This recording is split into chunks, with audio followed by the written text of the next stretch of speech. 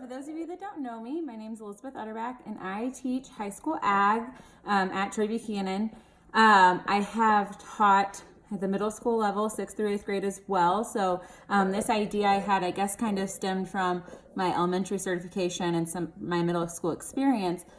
But for distance learning right now in the ag world, my kids are really focusing, we're trying to find things that my kids can do that are hands-on, because fourth quarter in ag class is generally a lot of group work, big time application of skills.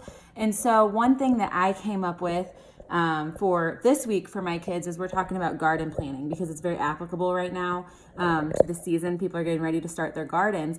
And as I was making that lesson for my high schoolers, I kind of started thinking about how this could be a really easy, activity for elementary age kids or even middle school kids. I know when I taught middle school, anytime like once a month we'd have Lego STEM day, and they'd have some STEM challenge to build things with Legos, and the kids went crazy. So I know that younger kids really love Legos. And so I started thinking about, if my kids, they're 5, almost 3 and 1, and if they were maybe a little bit older, this would be a great way for me to get them involved in planning our own garden that we're getting ready to put in.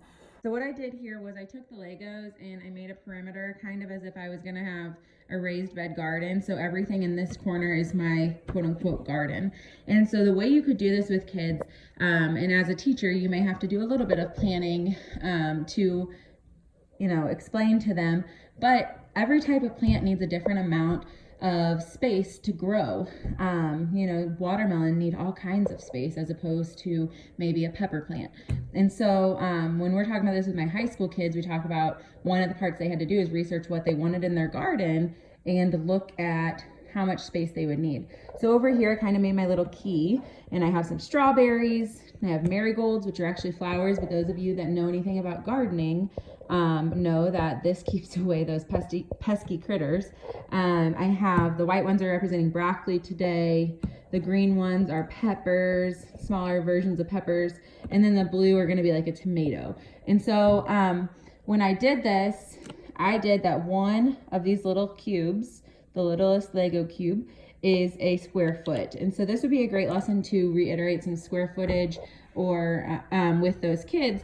And so what they had to do, for instance, a strawberry needs about 2 by 2 feet. So it needs 2 feet wide, 2 feet long of space, so 2 feet all around it to grow. And so when we did this, then I would have my kids put in 2 and see how many strawberries they could get in a row.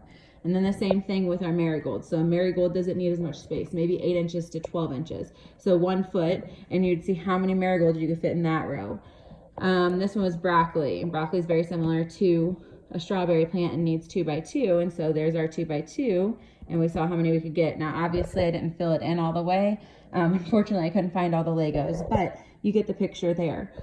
This one would definitely be a concept that might be harder for some kids, because this would represent 18 inches because it's 1.5 of these others. And so this is something that you can take and turn and twist however it might need for your classroom. Like I said, I was trying to think of a way that I could introduce some gardening techniques to some of our younger students, and how I could get other families involved as a whole, instead of just the parents doing a garden, having those kids help kind of think about, okay, how many plants can you have?